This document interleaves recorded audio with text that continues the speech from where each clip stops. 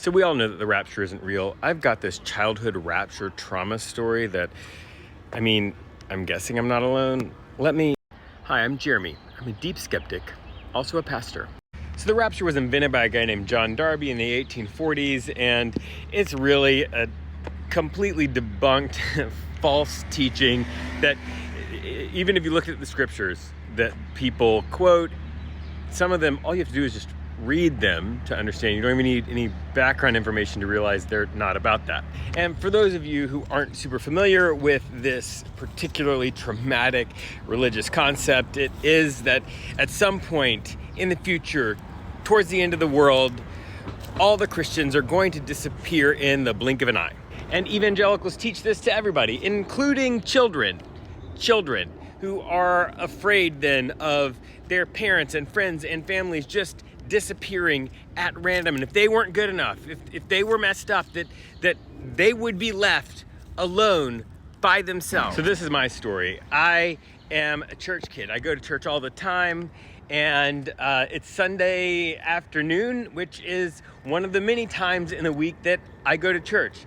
So at this point though, I'm older, I'm able to drive. So I'm at least 16, I'm in high school, and I show up at the church at the time where normally there are people at the church doing whatever it is that I was doing there, and nobody's there. And whenever as a kid I was growing up and went to a place where I expected there to be Christians and they weren't there, my immediate thought was, I've been left behind.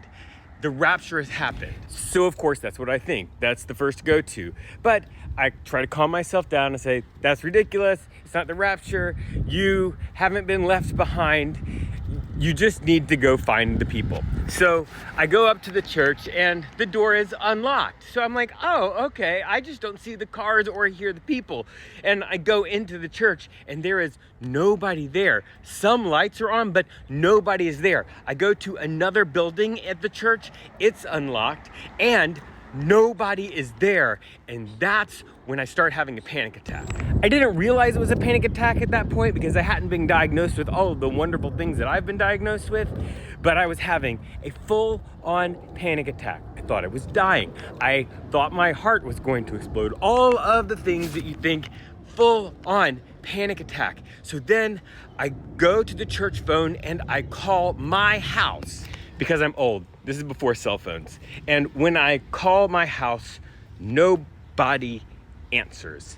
It's getting worse. I am sure now that I have been left behind, that the rapture has happened, and the rest of that teaching is that the people who are left are going to experience hell on earth. And so I'm starting to freak out. So then I say, okay, I need to go out and scope it out, because part of the rapture story is that all these Christians will disappear in a blink of an eye. And so there will be wrecks and planes will fall out of the sky and horrible things will be happening. So I go out, I go around on the street and I look for cars and wrecks and that kind of stuff. And all the cars are going normally. And then I think, well, maybe the rapture hadn't happened. And then I remember, oh, no. I live in a spring break town. It might just be that there aren't very many real Christians. The only real Christians were the one that were supposed to be at the church right now. And then one of the volunteers for the youth group shows up. I don't see them. I am sort of like hands on my knees, deep breathing, freaking out. And they say, Jeremy. And I look back and I'm like, I say, what's up? They're like, hey, why are you here? Everything has been canceled today. And I was like, oh, I didn't know.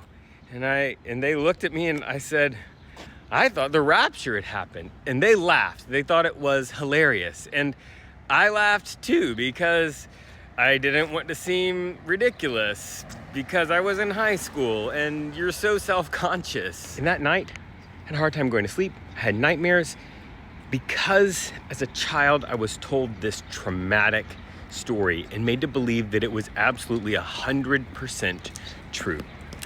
So I'm guessing I'm not alone. Did it happen to you?